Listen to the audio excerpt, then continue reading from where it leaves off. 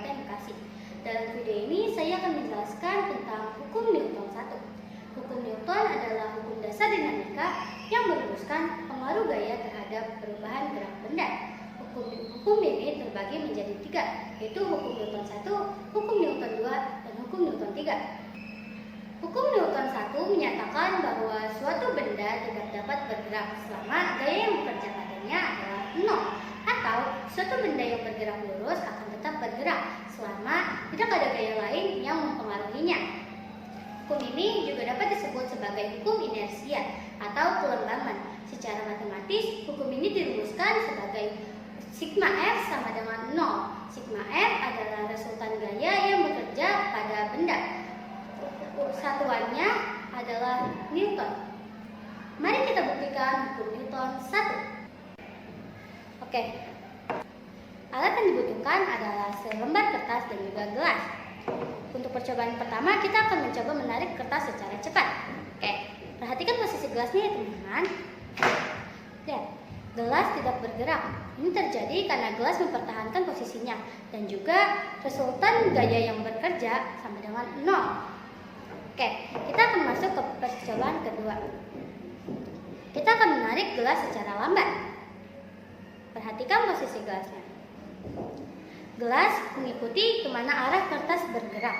Hal ini terjadi karena resultan gaya yang dimiliki gelas tidak sama dengan 0. Dalam kehidupan sehari-hari, kita dapat menemui fenomena hukum Newton 1. Ini juga sering terjadi pada kita loh. Ketika mobil yang sedang melaju cepat tiba-tiba direm, maka tubuh kita akan condong ke depan. Hal ini terjadi karena tubuh kita cenderung ingin tetap bergerak maju. Sebaliknya, ketika mobil yang semula diam tiba-tiba digas, maka tubuh kita akan terdorong ke belakang. Kalian pasti pernah mengalami hal ini kan?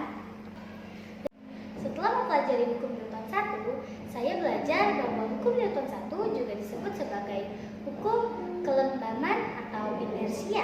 Artinya adalah benda mempertahankan keadaannya, baik diam maupun bergerak lurus beraturan, kecuali ada gaya luar yang mengubahnya.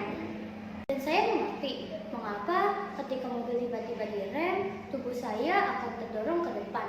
Hal ini terjadi karena tubuh saya berusaha untuk bergerak sesuai dengan kecepatan mobil sebelum direm. Sementara mobil sudah berhenti.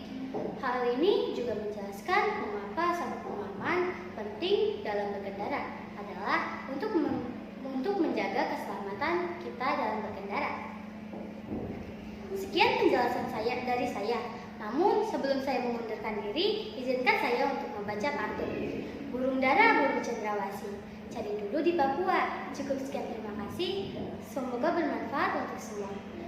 Terima kasih sudah menonton video. Wassalamualaikum warahmatullahi wabarakatuh.